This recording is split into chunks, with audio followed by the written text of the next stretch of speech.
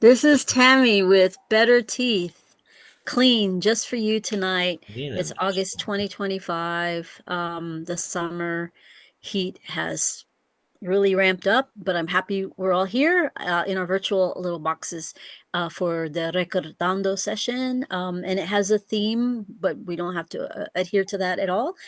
Just a lot of people going back to school. So I thought it might be fun or funny to talk about who you've taken to school or who took you to school, which is a very, street slang for who taught you a lesson or who called you on the carpet or called you out in a way that might have benefited you or not benefited you or benefited them. Welcome. I'm Tammy Gomez. I host this every month, except for maybe 3 times when I've missed. And as of right now, all of the previous Dando and Recordando sessions have been uploaded to YouTube. I spent hours doing that a few weeks ago. So they're all up there for you to rewatch and enjoy. Thank you for being here. And now, Richard Loringer, you mentioned that you'd like to share, bless you, some information or some images about a creative pursuit that you've embarked upon. So take it away. Oh, so much to say, and I can't find a very good. I'm gonna put something. What the? Uh, oh, there. Um, I I'm gonna share screen. I saw this performance group, which I told you, at least Tammy, about in April. That kind of blew me away, and so I joined them. And I didn't quite realize that that means that I have to dance. I have to do movement, precise movement, um, and uh, and that's not in my, what do you call it, wheelhouse. So now I'm trying to learn how to do the quick, accurate movements with my hands and arms and legs, and I don't even know where my limbs are. But it's an interesting project run by a really nice person. And let me see if I'm allowed to share. Um, okay, so the project is called Wandering in the Wilderness, and it's supposed to take 40 years, as per the Jews wandering in the wilderness. I saw year 5, and they start in August, and they is any number of people, and this is not a very good page. It's the quickest one that came up, but it's like whoever wants to be involved can just start coming to rehearsals in August. And I've gone to a few, and there's a singing session on Monday. There's like an in person rehearsal every Tuesday, and one on Zoom every Thursday to learn movements, which I can't seem to quite learn yet because I have no body memory. But um, this is a nice picture of them doing something probably on this little college campus that's a part of it's out of in Hayward, just south of Oakland, and it's an extremely inclusive group. Like I think it's a lot. I don't know. It's like a lot of it's queer people, but of all different shades, and a few different people who are differently abled in other ways. This woman in the wheelchair here, for instance, has been in it for I think all 5 years, and she mostly, is wheelchair bound. I don't know if that's the right word. I actually don't know who that is, and I don't think I listened to that. And I was just doing something like this the other night. We were doing a procession around on this campus, all wearing hoop skirts and hats and scarves and things, which is actually really nice. I don't know. I felt like I needed a change, and so I'm like transmuting my entire life for some reason. I'm like I need to have a different kind of happiness and be in my body more. So I've been working out in my own way. Um, I have unexpectedly what you might call a boyfriend who is probably is moving in at the end of the month for at least a few months, and he may show up at the end. So don't point at him and say, "Oh, that's the one" or something if he shows up. I know. So, but yeah, I'm the Wandering Ensemble is the name of this group, and they do performances based on. It's helmed by a choreographer by the name of Eric Cooper, and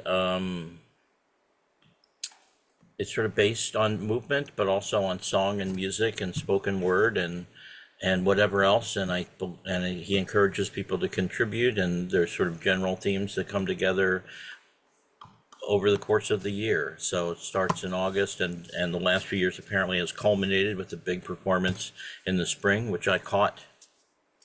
And there's tons of videos online. Some of it's really serious, some of it's really lighthearted, but all of it's loving. And I'm like, I fucking need to work with a group of people who are exuding love of some sort or another. And this, it's a bunch of ages, but a Is lot that of, in Oakland?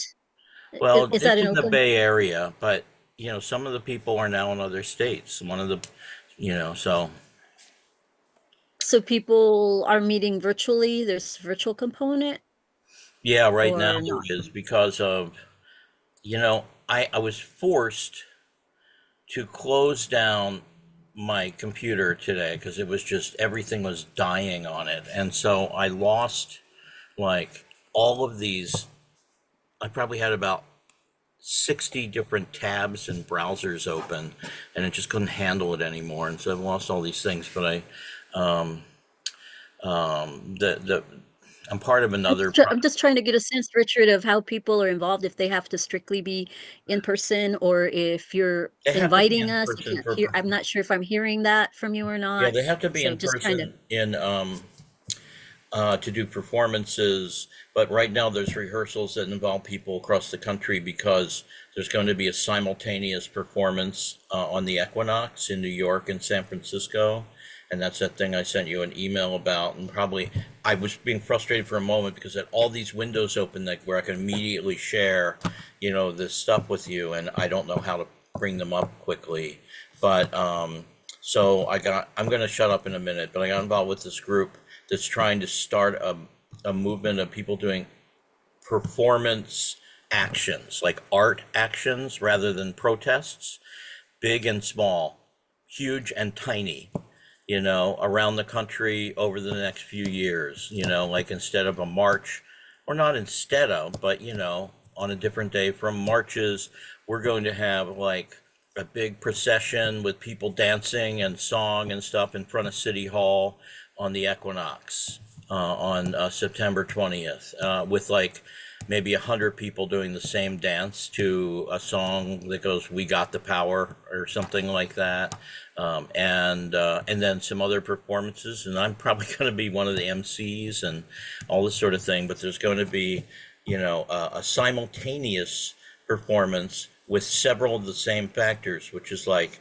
an hour-long procession around the area in Washington Square Park in New York and in the park in front of City Hall in San Francisco, with like, costumes and bells and whatever people want to do, dancing around and puppets I hear. And I really don't know because I'm not making it happen, but and part of it is this wandering ensemble that I'm involved with. And the guy who runs the Wandering Ensemble is one of the people that's organizing the San Francisco event. So I had a web page open for the San Francisco event that described it, and also a web page open for the organization, which is, has been just made and is putting this all together, called the People versus Project 2025, which doesn't immediately say this is about art, but it's about art and performance and trying to get artists to go, who are feeling like fuck this, to go. And I don't know if I know any, but no, to go dancing in the streets and things like that. So that's kind of cool. Bravo, brava. Thank you, Tammy. Yeah. Um, and anyway, it's funny. I lost control of my computer today because the computer likes to do that, um, Okay, and so carrying on, let's make sure that we share out these kinds of opportunities because I know here locally in Fort Worth there's a Indivisible group that's meeting. Our friend Jeffrey Ken Shimamoto has told me about a group of people that are coming together to look at arts and cultural ways of resistance. So that's happening. I know there's the U.S. Department of Arts and Culture, and it's not a government U.S. government site. That's just their name, like U.S. Department of Art and Culture. That's filled with activists and organizers who are doing ongoing work. Uh, you know, teaching people how to do resistance through art and cultural expression in their communities. And sometimes they ask people to kind of meet up or commingle virtually to share out what they're doing. So there's lots of initiatives like this going on around the country. I'm familiar with some more than others. I'd never heard of this one, Richard, that you'd mentioned it's until you brand new. shared that That's link. why. Yeah. So yeah, I mean, there's others as well. So let's just keep, listing them. Maybe one of us has time to make a spreadsheet if we feel like that's something we'd like to do. And then there's also writers groups, writers for resistance, I think is one. I'm on their email list, and they have events and things going on all the time. Right. Since Okay, what Michael else is going Brown's, on? Hi, Lorraine. yeah, sorry I showed up late. Uh, since Michael Brown's assassination in St. Louis, there's been a group called Artivists, Good. and I have several friends who are part of that. Perhaps you could share these. I just put the links in. Tammy, yours didn't come out as a link, so I just put it in again. But um, this top one, and I'll shut up about this in just a moment. But this top one is this thing. We got the power is the thing going on September 20th at 11 o'clock, starting in San Francisco, and at 2 o'clock starting in New York. And it's just like a performance action, an art action rather than a protest action, even though they're similar. And there'll be a big flash dance, and I don't know who made up the ridiculous schedule, but individual performances and another. I don't know why they're calling it a flash dance. They were thinking flash mob dance, but and uh, and it's to this particular song from the '90s, "The Power." We got the power, and anyway, so that's kind of nice. It's sort of started by the guy who runs the San Francisco International Arts Festival, but that's that top link, and good. And I put a link for USDACUS, which stands for United States of Arts and Culture, yeah, and they are it's a riff on, they're not part of the US government. They contribute, I'm reading from their website, contributes to the strength and vibrancy of the movement for collective liberation, resourcing and mobilizing cultural organizers and artists. Anyway, they do a lot, and I've been aware of them for like 7 or 8 years, and they've really ramped up and kind of, you know, started leaning in more to the challenges of the moment specifically. So they've really ramped up their activity and organizing, as many of us are or feel compelled to now. Lorraine, if Welcome, you have a link, Lorraine. Who if else is here? Kamala, hi. And oh yeah, there you are, Tamara, Samsung SM, aka Tamara or Tamara. How do you say it? you're on Oh, mute. you're welcome. Still mute. Dinosaur. I'm a dinosaur. I don't know how to do this, so I'm going to be quiet. No, you're on. We hear you now. Tamara? Tamara? Tamara. In English, Tamara. In Spanish, Tamara. Tamara. Okay. Mhm. Welcome. Welcome. Thank you. I just want to say, Lorraine, if you have a link to the artivists you were talking about, or something like that, or any extra information, that would be great to have. I'm looking for it now. Oh, okay. Tamara, they were tolerating me going on and on about art actions starting around the country, Oh, yeah. sort of in complement to protests, but as Mhm. performance Mhm. things on the streets and things like that. Oh, yeah. Mhm. I have some dancer Everything. friends in Washington D.C. who were part of a performance Mhm. activist performance at the Kennedy Center after Trump took over the Kennedy Center. Well, there's going to be an action on the Equinox in DC, and I know who's organizing it. And if they have any interest, then Oh. Mhm. they Yeah, can. Jeffrey, what did they do? What did Yeah, their what did work they do? consist of? they did a very simple line dance with like there were about 100 dancers, and they Oh. just did in a line, one after the other, each doing the same motions together at the same time without saying anything, but just walking around. And I know that they're in touch with whatever else is going on in Mhm. Washington D.C. area. So Well, this new org is a little bit obscure, but you maybe if you know them enough, you could point out the one link that says peoplebproject 25.org, because in the mhm. middle of that, which I think it's a rather staid page, to be honest with you.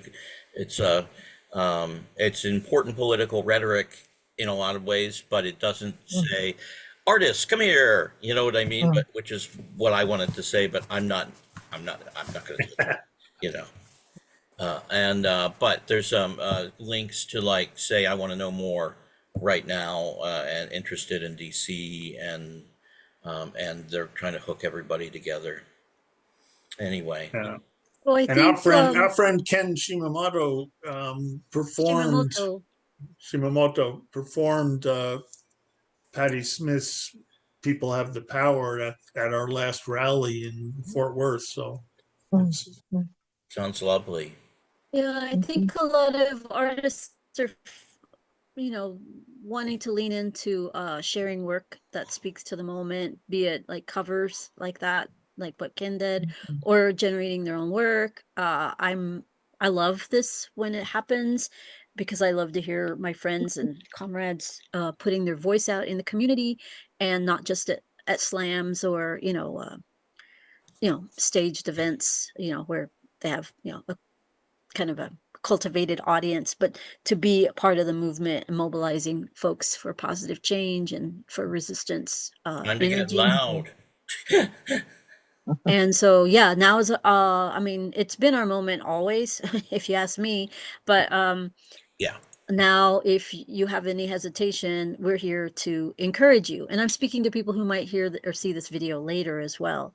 If you have work that speaks to the moment, share it with family, friends, people on your street, go on the city buses, stand Mhm. in front of them, your elected officials' offices till they kick you off the property, share your work, put on posters, et cetera, et cetera.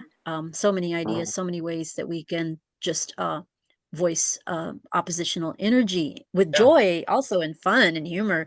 It Mhm. doesn't mean I'm not trying to be morose and sad about it all, at all, because that's not how you grow the movement. If you're sad and teary eyed all the time. Now I'm Well, sad and teary eyed because my mouth hurts, but we're all sad and teary eyed the anyway. fashion hurts But even more, and that's not something I can get an antibiotic for today or Oh. yesterday, and how to fight that is gonna take a lot of effort to kind of crunch time because 'cause we're all busy, and how to we'll manifest our ideas, so we're putting them out there, as quickly as possible. I know, Kamala, you've been doing some work in San Antonio. I can't remember what it is I read because I read it so quickly when my brain was seizing because of the gum pain. But maybe you could Might have Mhm. read share. you might have read the new deceleration news in depth, which is all Yes. about the Ashley conference. And I have a piece in there about my involvement with it and a couple panels that I chaired and what a couple of the keynotes talked about and my impressions and all. So I don't. Yeah, I got it on an. I can maybe put the link in the chat in a minute. What conference was that? Oh, you're going to put a link. Actually, it's Association for the Study of Hazel, some people say Hazel. AGLE. Astley. ASLE. IL is the name of the journal, but anyway, I never heard AGLE, but it's Hazel. ASLE. Mm-hmm. Yeah. So we'll put the link in the chat, and there's some good stuff. And we also, I mean, I have an article, but we also did a poetry reading, or no, it wasn't all poetry, but it was from Flower Song folks, like 4 of us that were involved in. It's literature in the environment, but it was called Collective Atmospheres. So it was not what you necessarily think about when you hear the word environment. A lot of this work. So it was exciting. It was a couple of the panels I was chairing were people from, I mean, the panelists were from Helsinki and Goa, and between the 2 of them, Helsinki, Goa, Bangladesh, London, but also Taiwan. I mean, she studies stuff in Taiwan, all over the world, in other words. But yeah, and that was really cool to hear the people. Yeah, there you go. Yeah, I'm just sharing one link on the deceleration website. This one seemed really interesting to me. So if anybody wants, well, I can do that. Drop it in the chat. Can poetry save the world from extractivist plunder and climate violence? Yeah, a lot of great work happening as we speak. Yeah, so deceleration has really come into a new phase now that Marisol is back in the swing of things. Marisol was our guest or featured writer a few months ago, if you remember her, reading from the Bird Church. And she is one of the co-publisher, co-editor of Deceleration News. So, based out of San Antonio. This is great. But worldwide in scope. And great links tonight. Oh, I already got that one. Thank you, Kamala. I still keep trying to order your book. The softcover copy of your book. I know the bookstore I want to order it from, but I just haven't gone to do that. Oh, you haven't done it yet. Okay. I haven't done it. I want to. Okay.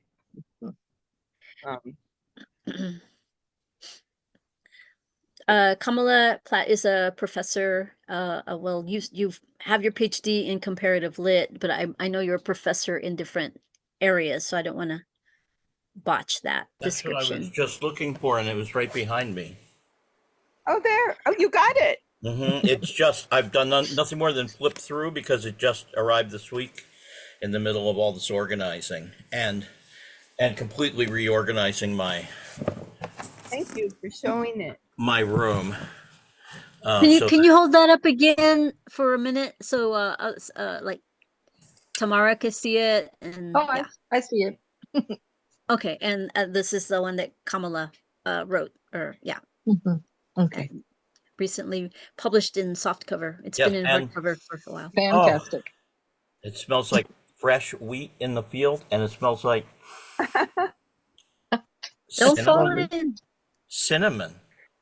Where did you order it from? I don't. I think you must have put a link somewhere at some point. I did. I think put something. So I just ordered it right from De Gruyter, I think. Okay. The publisher. Yeah. Yeah. I always, when I get a new book, I do this thing where I will smell twice and hallucinate, and then it's like an augury. So this was like fresh field of wheat and cinnamon, and I can't explain why. So that's what you get today. I There's a recommend it as scene a from hog. the episode of The Bear I was watching the night before last, The Bear, the TV show that airs on Hulu. And these two goofy guys, brothers or cousins, were leaning into one of them wanted to sniff a little newborn baby because he likes the smell of newborn babies, and the other Ew. sibling or cousin asked, well, what does she smell like? And he said, raspberries when they're smashed. Oh, Lord. What does that mean? I think it's a little tart. Uh, hmm. Well, does anybody want to read some poetry, either related to the theme or not? I have a piece or two I can read in a moment, but I prefer not to read first. And because so many people are going back to school, I thought Recordando, who took me to school or who I took to school would be a good one. Oh gosh, the lines today in front of the papelerias were absolutely insane. Really? Yeah. Oh, because of school supplies, everybody buying stuff. Mm-hmm. Are they small shops, these papelerias where you are, Lorraine? I'm trying to imagine. Yeah. Or are they Yeah, large neighborhood stalls or shops. Yeah. Neighborhood shops. Great neighborhood shops, concentration for them near schools. but not like a department store, more like a bodega or They're locally owned stores. I'm sorry, what was that? Locally owned stores. Family operations. Yeah. Oh, yeah. I've got something kind of great to share, but it'll take me a second.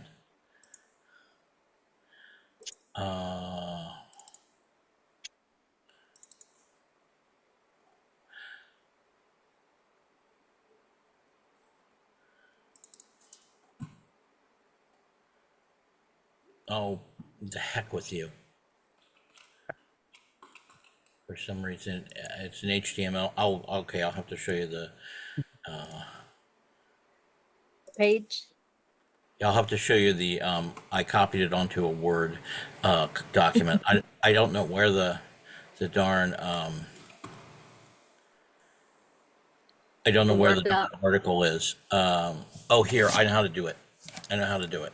Copy. I just don't know where it came from, but apologies. Sorry, I'm taking so long.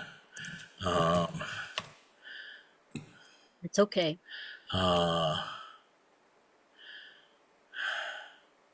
This is Richard Loringer, based in Oakland, California, longtime friend. We met in Austin in the 1990s.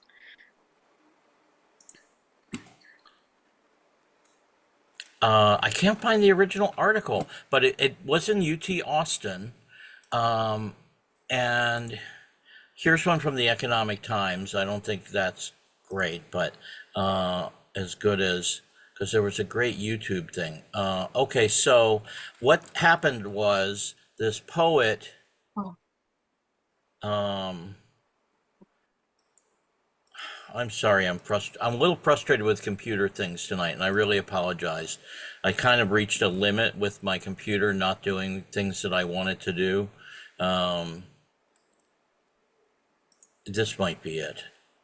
Any style of life is primitive. Yeah, and here I get something starts making sounds, and I go to put it on pause, and could I show a video for like a minute? I think you can. I think I can. I think I know how. It says that people can share, but I'm not sure how it will work with the audio. We'll know. We'll know in a moment what it does. Computer audio. Nope. How the heck do you do that? Share sound. Well, why don't you just read something so we can keep moving forward? Okay, I'm sorry. I I apologize. can't help you with the So the tech. thing was, it's such. I actually shouldn't mess with computer stuff tonight because nothing is really working right. Now I can't get back to the Zoom, but I found an article basically saying there was this poet who'd been researching also about I guess it's biological, but that these scientists at working with a poet, the scientists in UT Austin figured out how to encode a poem into the DNA of a bacterium, so that when you did something, it would actually it could actually show you the words of the poem read back. So and it's they used a kind of bacterium that never dies. So it's like an immortal way to encode a poem, and or any kind of data. But they did it with to try it out. They used this guy's poem, which is kind of amazing. And it can also be coded so that the RNA reads back something else. So he actually had two poems about, oh God, I'm forgetting the two Greek lovers, and where genius, what a form. I mean, I've never thought of this kind of form where each letter in the one poem corresponds to another letter in the other poem, and they both read in English. But if you switch all of the A's into T's, for instance, and each letter like you would a simple code, it's a poem about the lover. It's about one of the lovers and then the other. But anyway, they encoded that so that the RNA would read back the other poem about the other lover. But the point was they encoded a poem into a bacterium in the DNA that will never die until the Earth dies. And I was just blown away by that. I don't know why. Maybe I'm kind of boring.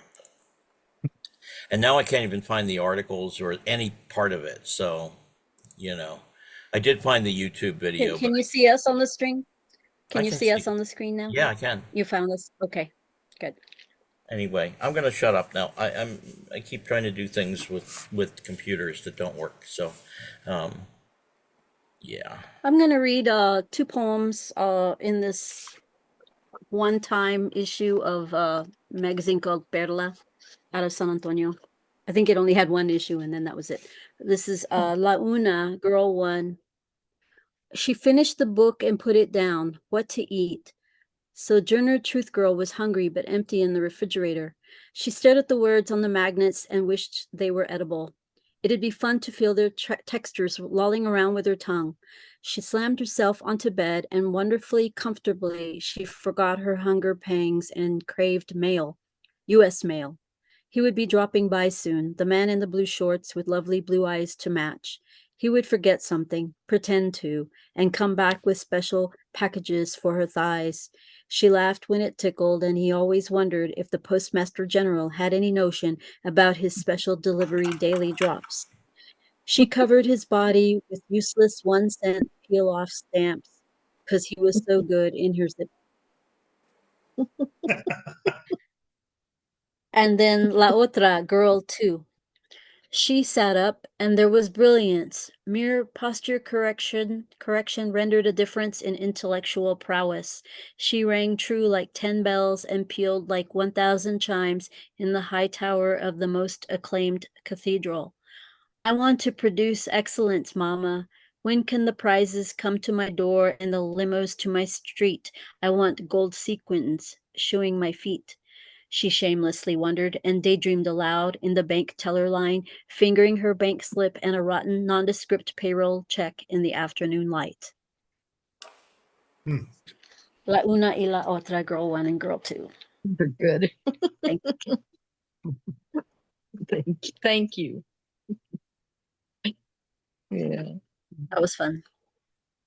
Completely it is. forgotten that I'd written Excellent. those. The first one. Excellent. And I have a charcoal, pastel charcoal drawing of the postman somewhere. Yeah. And he's flying wow. off of his feet. Yeah, that was fun. Oh, I love it. Love it. Love it. Well, you mentioned Marisol Cortez earlier, and I got her book, The Bird Church, and I was reminded, Richard, you had done this thing about the Pledge of Allegiance, different pledges of allegiance, and New ones. right, People writing their own. Yeah. And Marisol, the second to the last poem, I just finished the book today. The second to the last poem was a Pledge of Allegiance poem. So I figured I'd tie all that together and read it. So Please do. Thank you. Loyalty Oath. Dia de los Muertos, November 2020. I pledge allegiance to birds and black birders.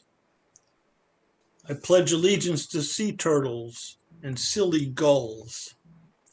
I pledge allegiance to yard sales, plate sales, voguing, ancient foraging circuits, nuez, tona, nopal, yucca, all the gifts of this land we once wandered, not lost. Like Cabrera de Vaca, but logically, seasonally, ecologically moving. I pledge allegiance to dewberries growing on the banks of the lake the Army Corps made from dammed up river and the red hornets who live there too, whose protective sting to my brow while foraging sends me reeling, falling backwards with the force of a strike. I pledge allegiance to sacred springs. I pledge allegiance to every wetland and swamp that hid runaway slaves and native boarding school children. May every effort to drain you fail.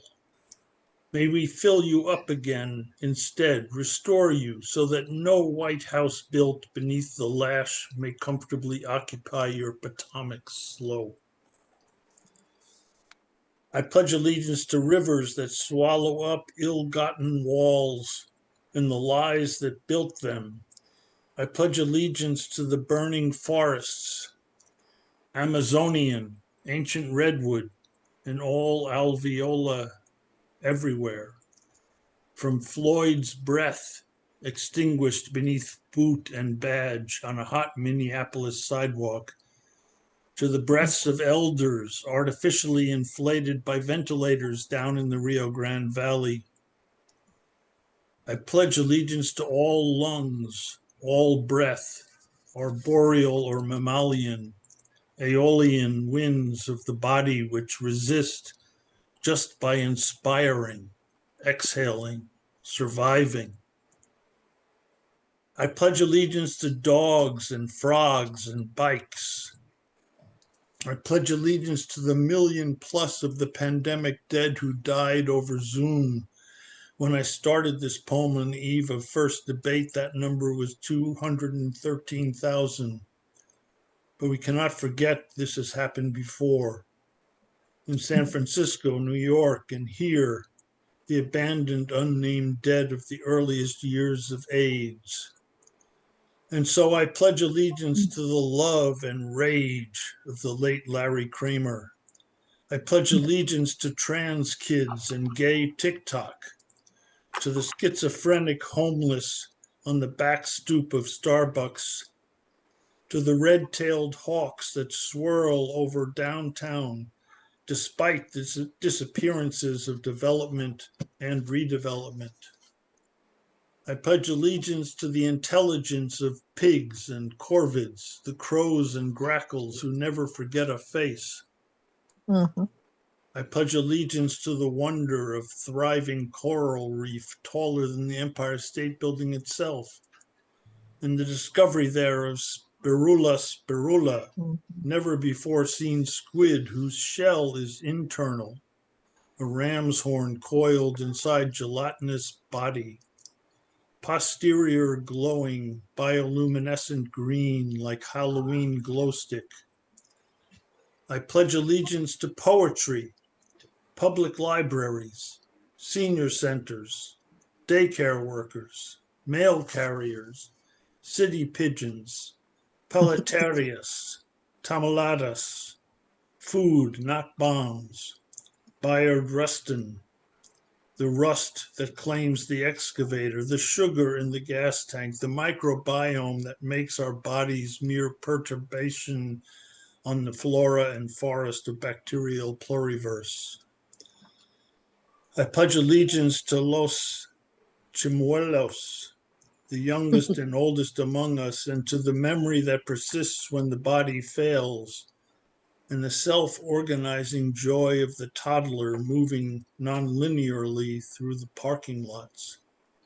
I pledge allegiance to the autochthonous, to Sage and Copal, to the four directions, to the red road, the eightfold path, to the dream time, to dreamers with a capital D and democracy lowercased, to the silence of witness, to the struggle, the upraised fist, but also to the softness and stillness of the open hand that knows no enmity, no homeland, no loyalty.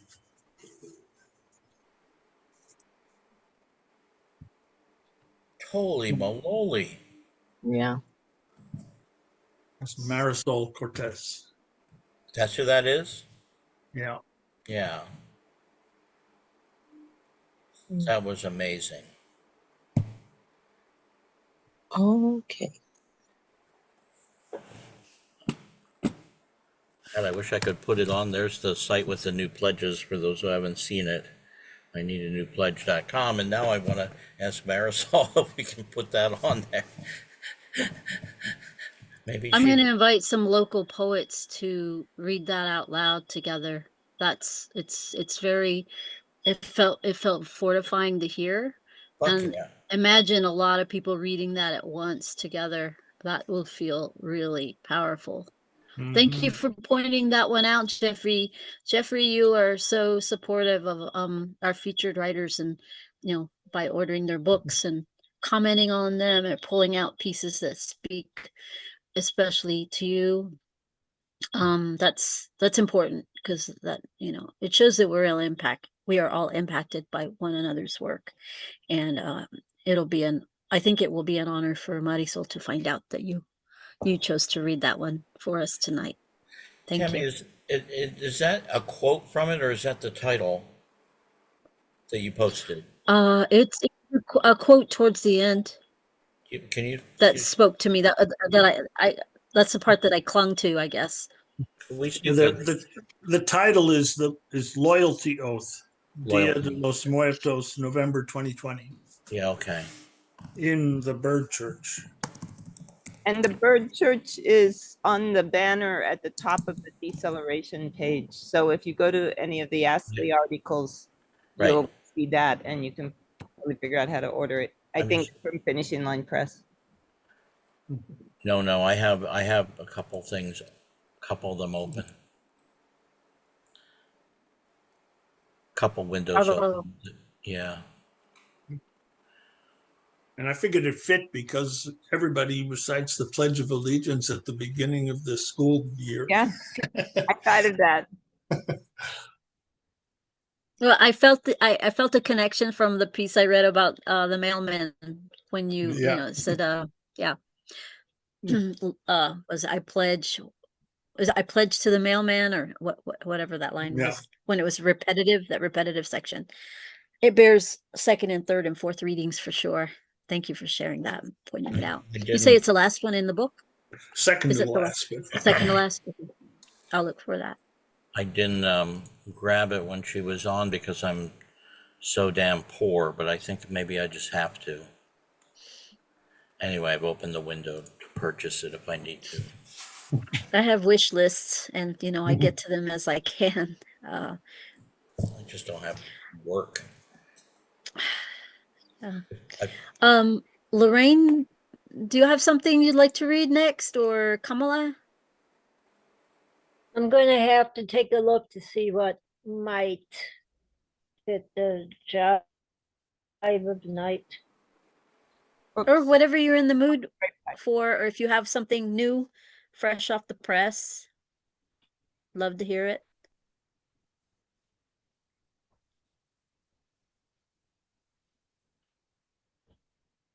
Okay, I need to take 2 minutes to go get some nutrition because I'm lacking, which is sort of why I was rambling, I think, so much, besides the fact that I just ramble. But Okay, I'm glad- do we want to take a 2 to 4 minute break so everybody can go refill their cup and then come back? Is Would that, that be okay? and Yeah, because I see Kamala's looking for something. She's away. So let's just I'll just hit pause and then we'll come back in a few minutes. No problem. okay, yeah. Richard, Welcome back. would you be willing to say something about the outfit that you were wearing in your post on Facebook? Oh, I'll have to show it. Yeah, it's hard Well, to. let's move back. Let's come back to that later so we can Yeah. have some Okay. other folks' voice who haven't Yeah, I want to spoken hear. I yet. wanna, Lorraine was looking for something. Lorraine, you did you find it? Thank you. No, no. No. I'm kind of like zoned out because Oh, for weeks I've been really pressing to get a manual for promoting reading done. And you so want to talk about that? Is that for young people, younger, like children? yeah, it's for um a school for at-risk youth who are at least 2 years behind in their studies. Oh gosh.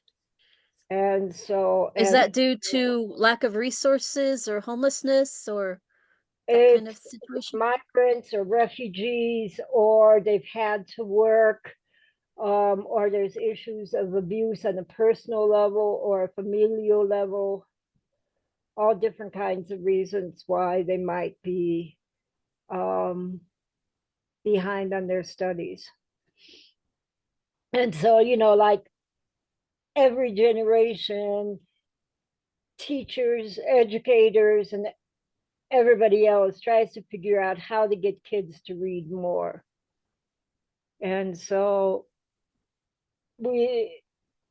I offered to write this manual and it has like 30 different kinds of activities that can be done with kids, and other ideas of like setting up a reading corner in the classrooms and have a small library in each classroom where the kids can just kind of chill after doing whatever tasks they had to do, and teach kids that reading can be something that's very relaxing and pleasurable. And there's two different ways to look at reading too. Reading to make sure people are literate, and then there's promoting reading to develop the habit of continual reading once people are literate.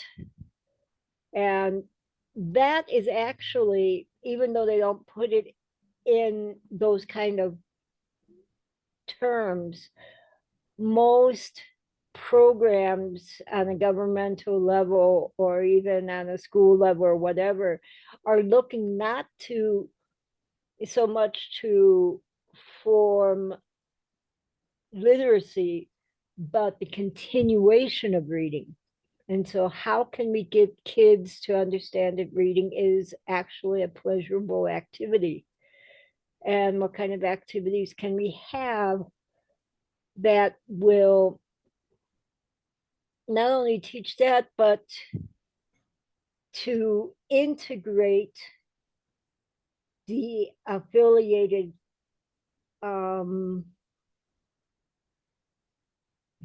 what skills of writing and speaking and even listening, to make it more dynamic for the kids, to draw them in and to flex their reading muscles.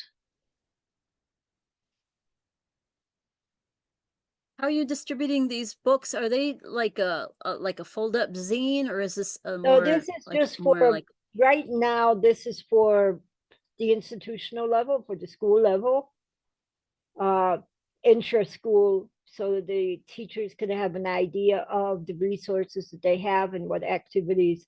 And a problem is that some of the educators, including uh, the curriculum coordinator, are very pro computers and using computers and having kids read on the screen instead of having them read physical books. And so I had to, the hardest part of writing this was being very diplomatic in discussing all of the studies that are showing that reading physical books is way better for developing skills, critical skills, memory retention, and a slew of other things than reading on the screen. And also when you're talking about being in low income areas, to maintain computers or any kind of screen device, and the programs for that is beyond the cost of what can be handled. We have to remember the economic restraints of institutions.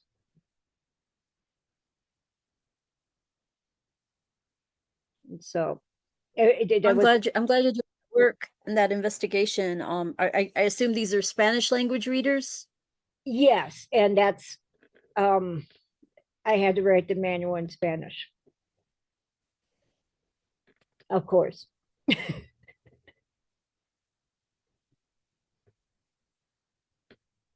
I was at my nephew's high school about a month ago to check with his registrar about something, and with the school registrar, and they sent me to the resource room, which is kind of like a little secondhand store, like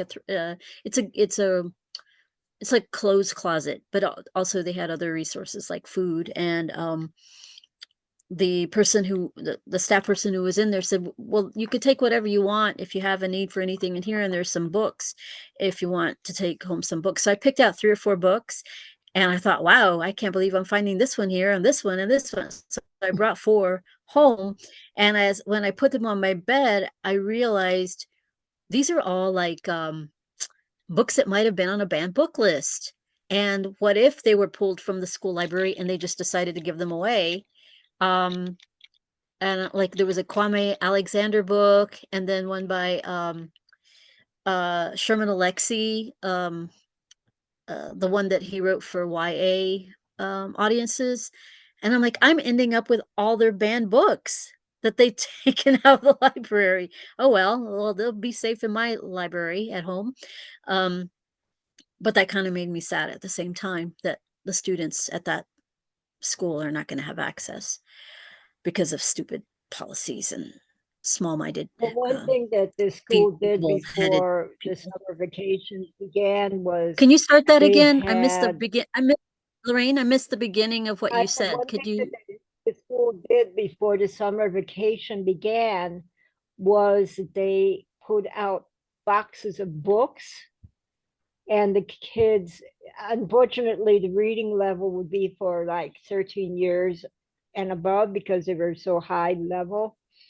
But the kids could take up to 3 books to have something to read during the summer vacation. And and the suggestion to share it with their family and friends or whatever, pass the books around once they got done. And that's one thing that one suggestion for an activity I put into this manual is that they have a book exchange every once in a while where they just have a table set up and the kids can come and see what's on the table and exchange the books they have for a new one. And to start the whole process off, to any kids that don't have a book, give them a book to be able to read and then to exchange in the future. I think Because in a given year, they get like several hundred books donated, and not all the books can they use in the library. And so ways to use those books to kind of like plant seeds of reading into the community, whether it's the community within the school or the community outside of the school. Well, I'd like to propose that Recordando do a fund drive to benefit those young people in your community, Lorraine, this December, where we could somehow virtually send you some cash that you could use, at your discretion for collecting some new books for these kids. I would love to do that myself personally. So hold me to it and remind me. I'm going to put that in the chat. Tammy proposes. I wanted to say, I think there's something really visceral and also almost spiritual and grounding for a younger person to own a book or a few books, especially if they're people that have been reading off of screens, or you know what I mean. There's something about having a book in your possession. I'd rather put it that way than owning, to be honest. But that is sort of really grounding and fundamental and part of your heart in a way, to have a book, especially one that you end up loving in physical form. And I think that can lead to, I think, a good book is a gateway drug. Mm-hmm. Yes. Yes. Yep. Possessing a book as opposed to owning. Some of the ideas that I'm including in the manual, I think are way great. But people who think that reading is just sitting down with a book and the kids are stuck in a chair. I mean, we've all had at least one teacher during our education that made reading come alive. Oh, yes. Was having us read out loud or act out scenes or write poetry or whatever. And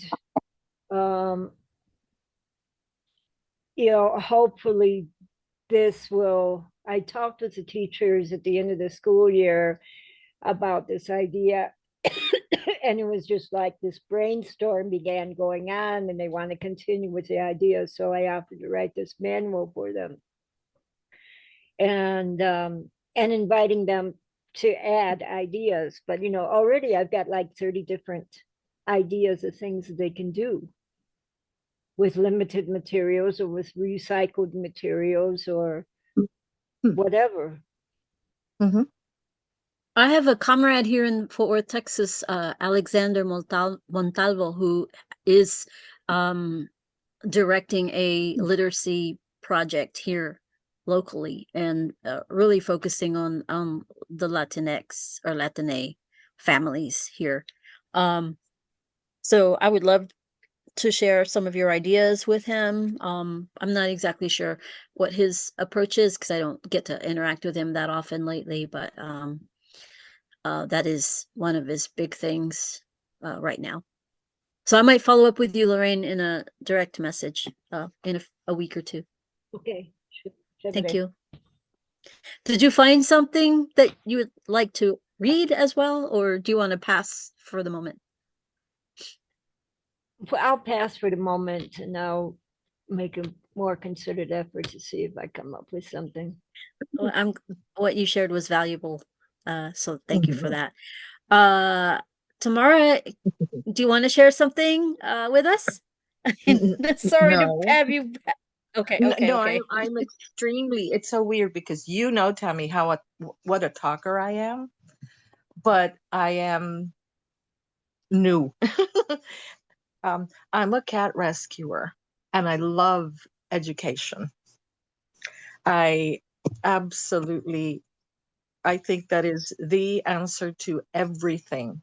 And, really, if we, around the world, people were a little bit more educated, we wouldn't be in the jams that we're in. And You're here. I'm yeah, and I'm married.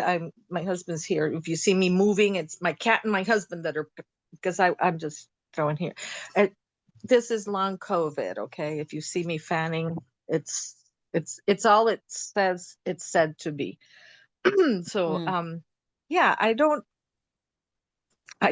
have tried to write poetry, Tammy, but then when I run into people that really write poetry, I kind of burn everything I write. But I invited a few people to join us. I don't think that anybody has had a chance to even see the message. I have a very good friend. I'm from Puerto Rico. I'm bilingual, and I do translations. I've done them for years. And nothing. I mean, everything from legal to engineering to medical stuff. And I'm not.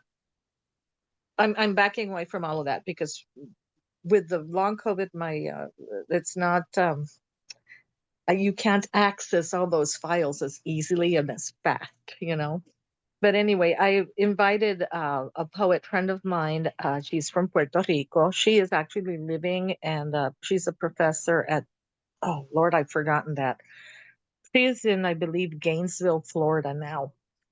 Hurricane Maria got rid of a lot of the bright minds. They left the island. She's over there now in Gainesville, and her name is Nemir Matos Cintron. Her poetry is I've been able to read a few. She's offered to send me things, and I said I'll but she won't let me pay for that. And I damn it, pay for what's worth to be paid for. You know what I mean? But she's a dear, and I asked her to join us. But she's fully bilingual also. Most Puerto Ricans are. But anyway, yeah. huh? I didn't hear that. What'd you say? I was just saying, yeah, Oh, about being bilingual. Yeah, most, yeah. well, especially the ones who are here in the Yeah. United States. I mean, in this part of the Oh States. Yeah. yeah. And the people, there are some that are less, they don't have as much of the English. They don't master it as well. But they learn it. You have to hear if you wanna. But I love Lorraine's. I love what she was talking about, the resource room and these children, the value of reading and the value of a book.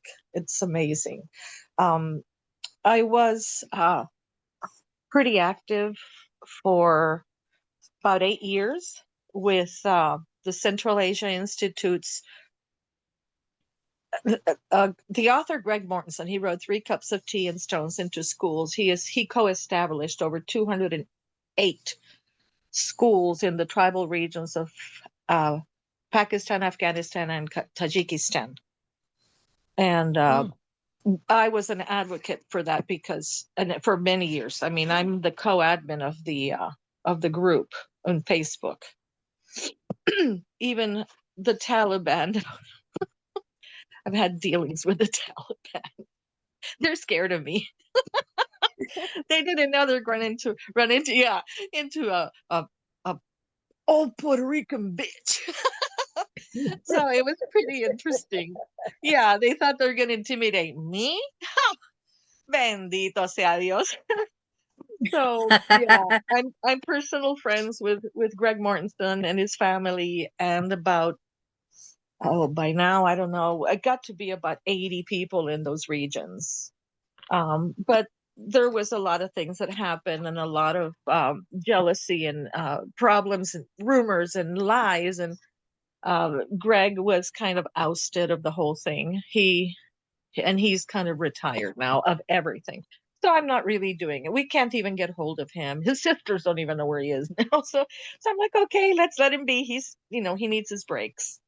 So I'm not doing that now, but I'm a big advocate for especially girls' education and in the developing, I hate that word, regions, the not as fortunate as us, in our country and in other wealthy countries.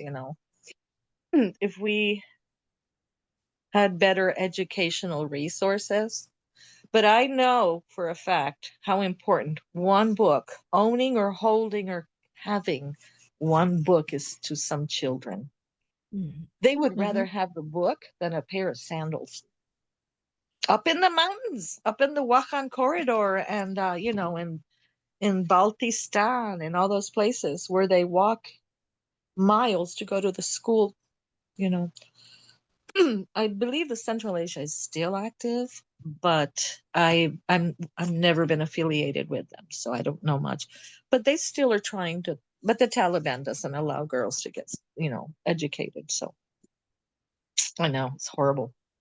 I have a lot of contacts, and it's kind of sad when you were really doing something and then you don't. So that's it. I'm not talking anymore. I don't even. There we go. I can't even see correctly here. But anyway, I wanted to ask Lorraine, what country are you in? I prefer not to say. Okay, but it's Central or South? South America. Okay. Yeah, my husband. Así es con ella.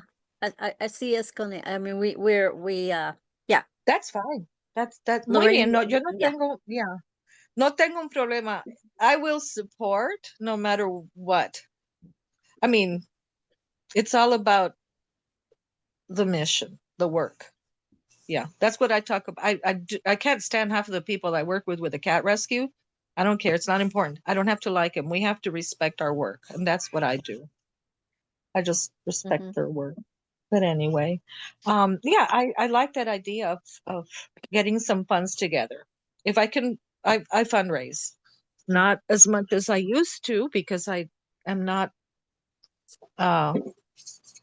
really doing that much anymore. But Tammy, I'm always asking for money for the cats. On But yeah, Facebook. we can, this could be very short term, not a lot of, because we're all so busy, but I think we can make Yes, at I least a little understand. impact. And Yeah. yeah. But and also no pressure if people are not able to support that idea. No pressure Mhm. for them. I want to say that for a while, I don't think, well, Sandra Cisneros doesn't live in San Antonio anymore, but when she did Oh. start an initiative, and I don't know if she had to put her own money into it, but the program that she started was whenever a baby was born in a San Antonio hospital, they were, along with their birth certificate, they also received their first public library card Oh, with that's a their name on great it. idea. Cool. So at the get-go, it's like you will be a reader. Very good. And I really love that idea. But I don't it's continued since she's left town, and doesn't live there anymore. I found Yeah. a poem that I think might fit what we're kind of talking But about. even if it doesn't, I'd love to have your work shared tonight. And then Kamala, if you're still here, we haven't Mhm. heard anything Right. literary from you yet, or anything that you'd like to share. Okay, go for it, Lorraine. Okay, this is called Banquete Cultural.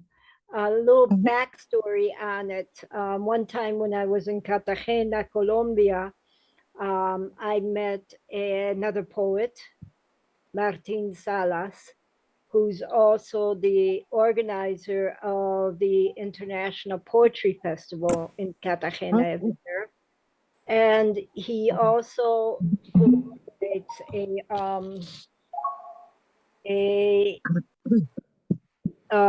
grassroots poetry workshop called Sembrando, of all things.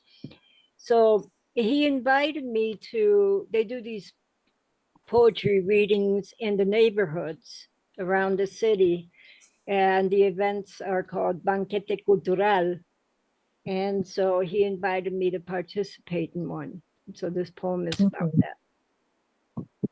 On a ball court in Barrio Eden, we set chairs around the stage buffet we are laying, creating a different space from the bar on the corner, blaring tropical rhythms from the traffic going someplace someplace else this Saturday night. Families and neighbors take a seat, their hungering souls, hungering minds, feasting on the songs and stories, poetry and mime, the visions we serve at this cultural banquet. And now and then breeze softly wiping away our sweat, softly swaying palms to the rhythms in this different space. Mm. Muy bonito. Thank you. De nada. Yeah, I love the idea of public readings like that. There's a person in Dallas who sets up and once a year a sidewalk corner poetry reading where it takes place over maybe 1 or 2 hours, and she invites or recruits poets to each take a corner in this one neighborhood in Dallas. And they all, I guess they start at the same time, and they just stand in their corner and read some of their work. And I guess they do try to draw an audience, but I don't know how big the attendance is. But it's just another attempt to bring the work out to the people where the people are, on the streets.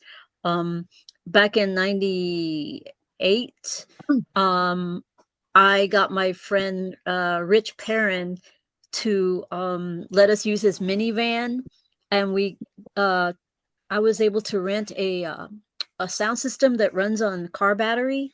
So we borrowed the car battery from my friend Julia Apodaca's pickup truck for a couple of hours, and we had the sound system I'd rented from, what is it called, Rock and Roll Rental on South Congress, that always rented to all the rock bands. Anyway, we had that sound system in the minivan and about 5 or 6 poets. We rode around in that minivan, and we just stopped wherever there were people and swing open that door and then jump out with the microphones and read poetry.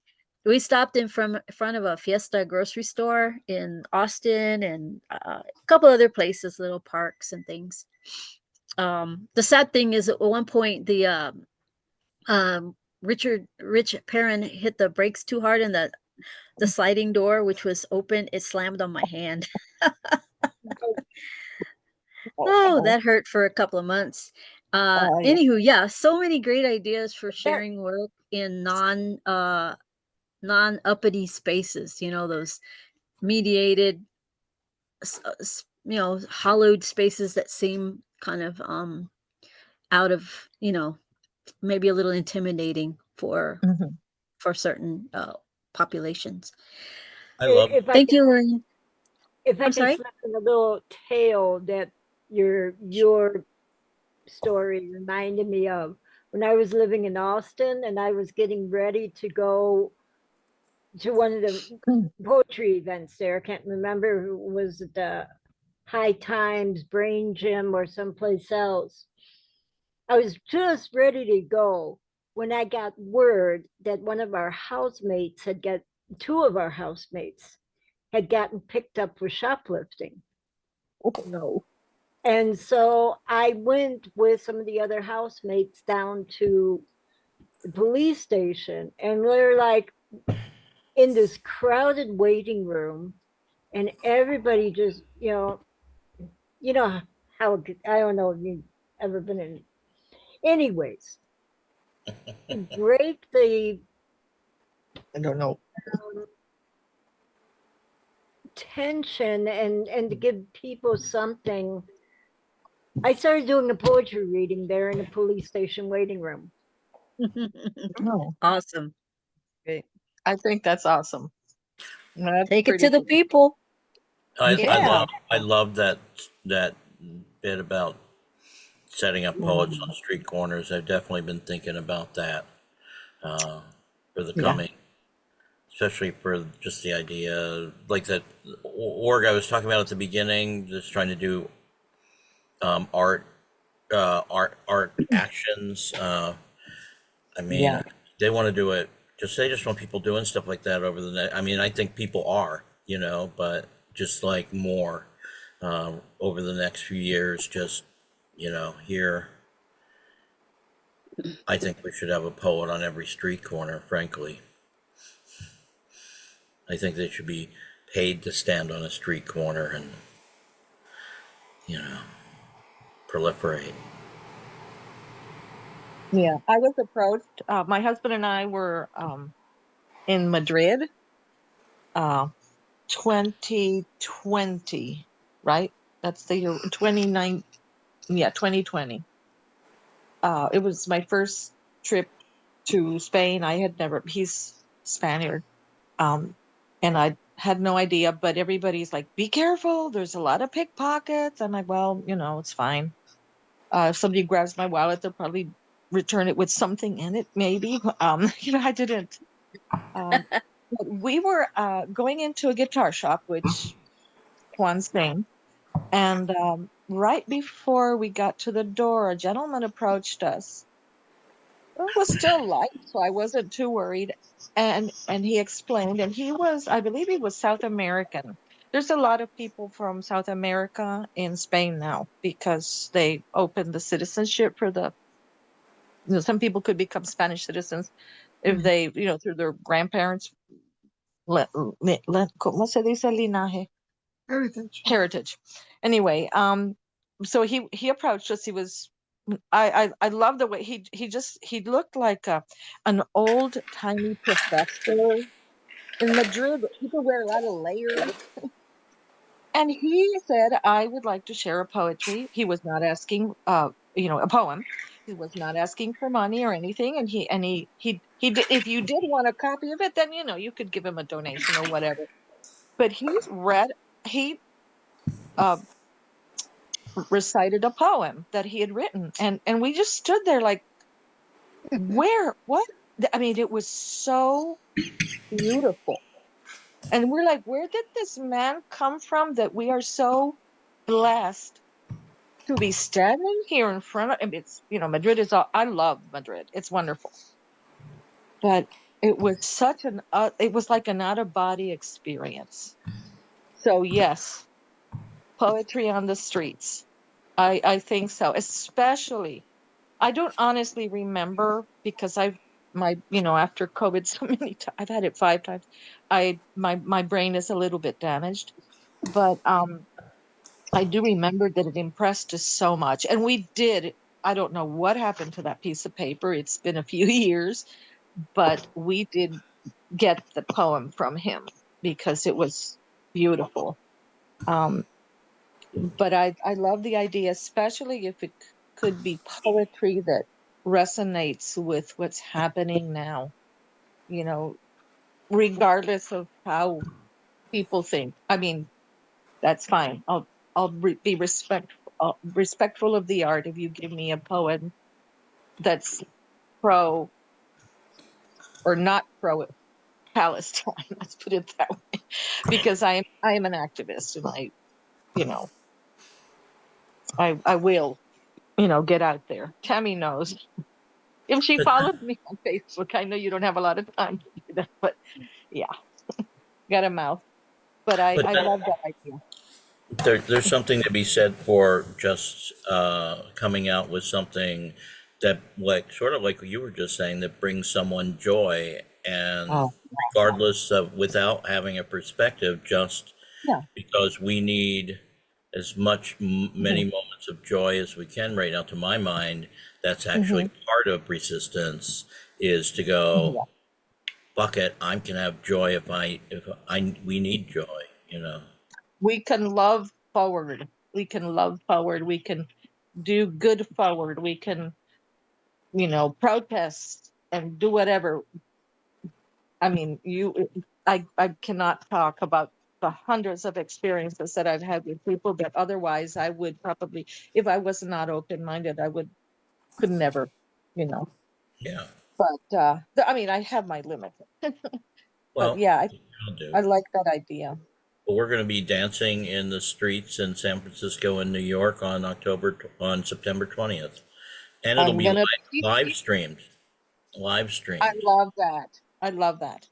Yeah, I don't know what Dallas is going to be doing. I haven't been going to Fort Worth. I've been going to Dallas because I can get the train with all my neighbors. We're on the same page, so we go into Dallas, and and the cops are really good to us there. That's been amazing. They really protect us. It gets scary, or I think it will get scary. But anyway, that's another otro tema for another day. Tamara, are you I in? think my poem sort of fits the discussion. Can I read it? Yeah, please, Kamala. Okay. Thank you all. Kamala Pat. Yeah, go ahead. And actually, first I'm going to say this is a separate topic, but in terms of the taking to school, I have been thinking about that because I have, well, both last fall and then this fall, I was taking different young high schoolers, to school from my neighborhood occasionally. And I always, even from very young, I walked to school, or later I biked to school. I didn't get taken very often. Anyway, and then I would thinking about Tammy's other meaning of that, but I'm not going to go there because what I want to read is the postscript that I posted today. It's a postscript poem to a letter poem that I posted today because today is my mom's birthday. She passed away in February of 2017, right after Trump had been began his thing the first time. And so that this poem makes reference to that. And actually, if Tammy did a picture, and we might have even shown it once here, of me holding the sign I refer to. So it's sort of cool. I mean, she took a picture at the Austin March, which there was a march in Austin, or a protest in Austin today, and I really wanted to come again there, but I wasn't able to. But like I said, just for my mom's birthday and this poem. So I told my dad about it, and he was going to a protest, and so I read this for him and told him to look for the piece of art that I have that has the haiku to take to the protest. But okay, so here's the poem, or part of it. The day our nation distilled the doom of decades upon decades into a single figure, I made a haiku placard that read, "World citizens, planetary patriots, hijas del mundo." The next day, and many days since, I held that sign high for us. We talked maybe once after that. Then, when I called and Dad put the phone on speaker for you both, you only listened. But I know you knew, Mother, that I carried that sign for you. Daughters of prairie and village, daughters of Madre Tierra, world citizens, planetary patriots, hijas del mundo. Oh, That's really good.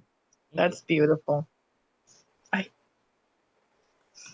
like the kitty. That's beautiful. Thanks.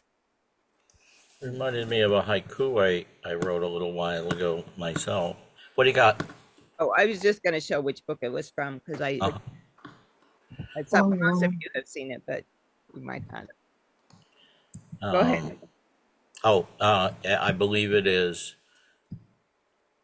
a haiku that goes, "Make me a haiku spray painted on the window of a shuttered bank."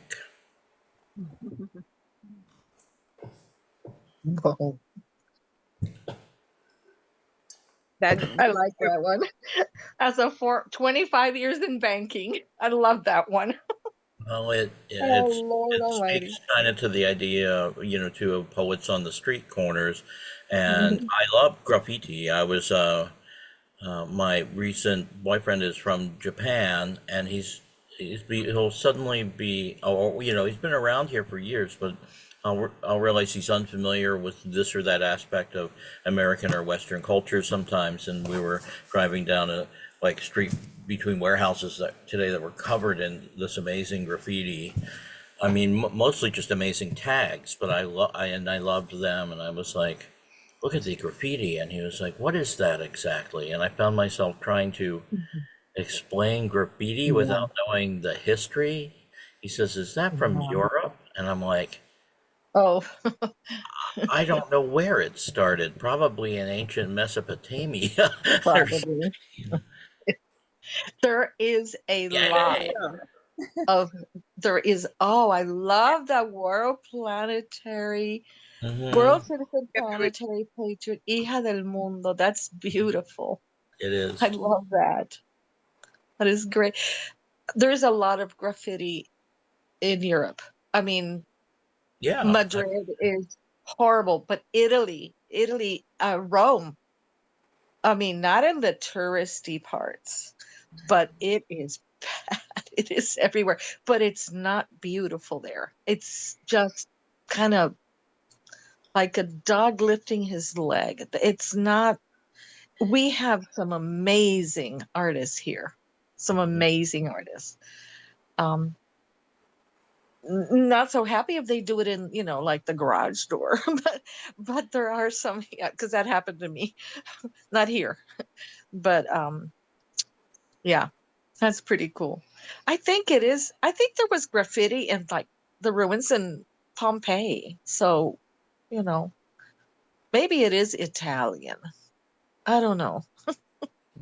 I don't know. Berlin's got a lot of amazing graffiti. I do know that. And what were the cave paintings in Europe? I mean, Voila. Voila. Yeah. In Ecuador, They there's weren't always they weren't only in Europe. Yeah. Yeah. I, I, Ecuador, there's a group called Acción Poética. And what they do is they go around and correct the grammar of graffiti. oh, that's great.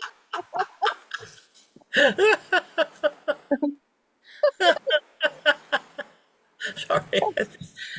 As an teacher of college English. Mentioned in something that I shared on my Facebook. The woman was talking about in this video, this reel, about the correct use of whom. Yeah. And she mentioned this group, and I'm like, whoa, somebody knows about it from another country. I mean, I've never heard of anybody talk about it outside of Ecuador, and it was a trip to hear this The use stadium of whom? in her reel. Acción Poética. Where have I heard that? I think there's Acción Poética in other countries too. Yeah, it rings a bell. I have friends. Well, I've kind of, because I've been backing out of a lot on online. I've kind of unfriended a lot of people.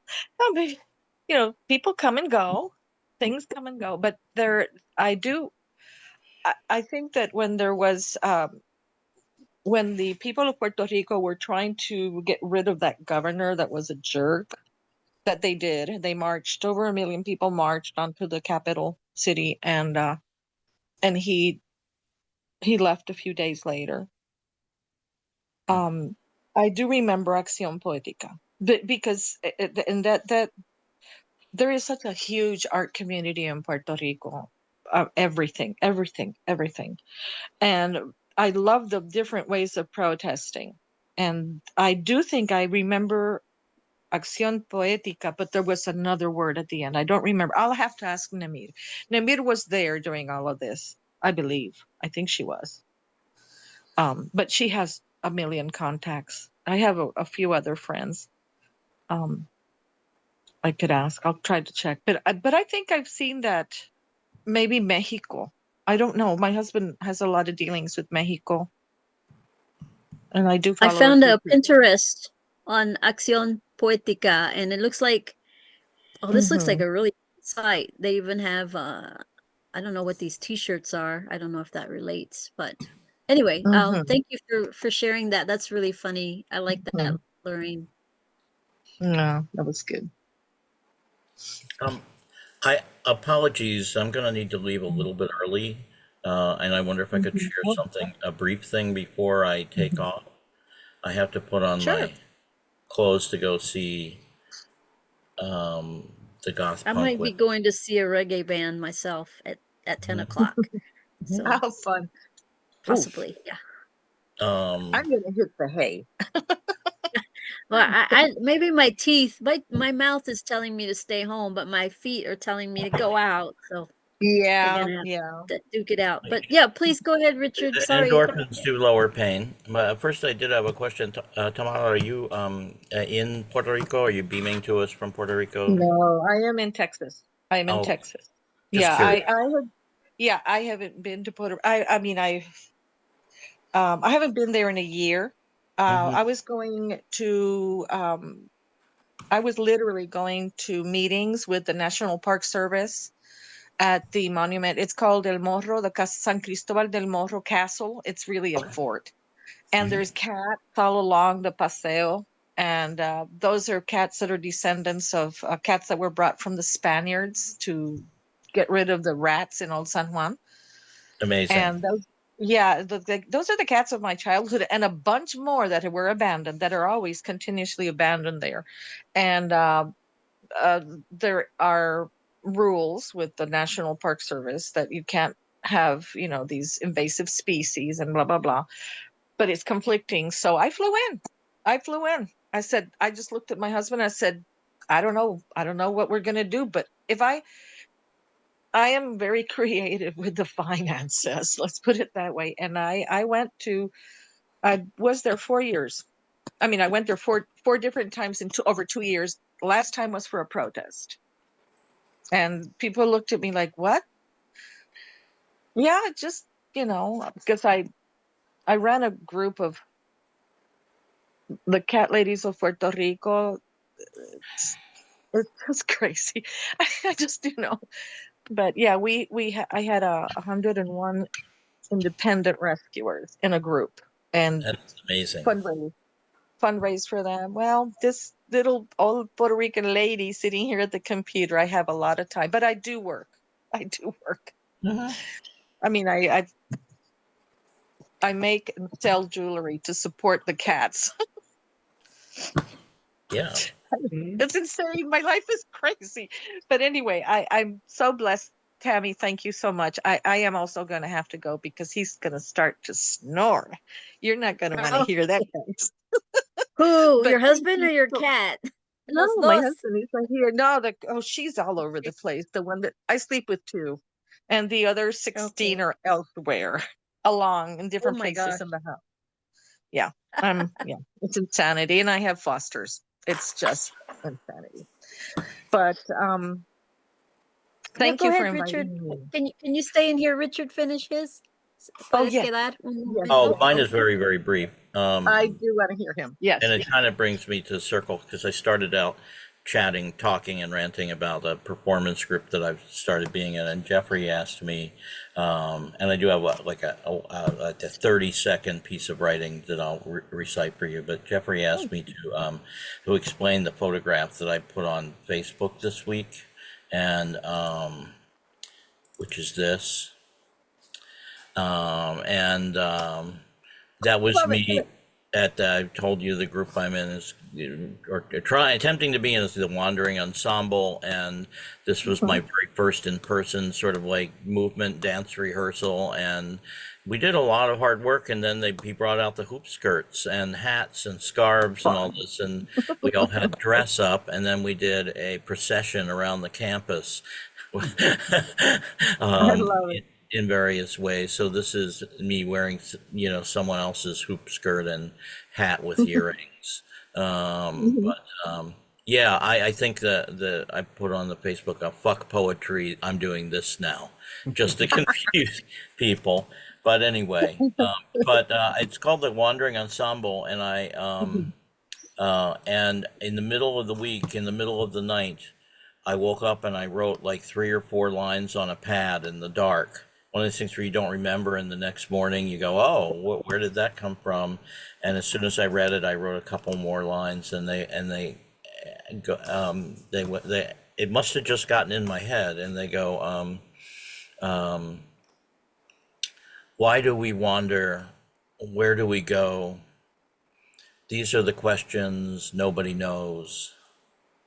Yet all of the answers are ready at hand, if only you speak to the sand." And we're making it into a song for the group. So, That's pretty cool. Nice. I love that. yeah, I that's all. loved it. Mhm. Thank Gracias, you. Richard. Thank you, Richard. Thank you. De nada. Does anybody else want to share one more? We have time for those of us that can stay. Um, He's not snoring yet. Yeah, I'll stay. I want to stay. Kamala, do you have another or some final words for getting us moving through this month and into the next?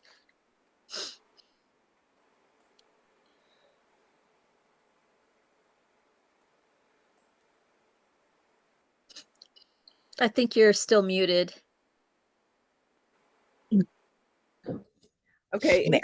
here's another poem, and I have been reading stuff that is salient with things going on now.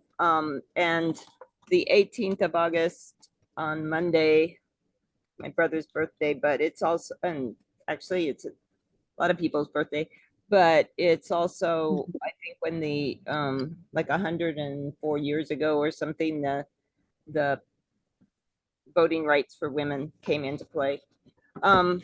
And the last poem in my book is called, and I've read this before, but some of you haven't heard it. It's called Mother Earth Pursues America's 19th Amendment.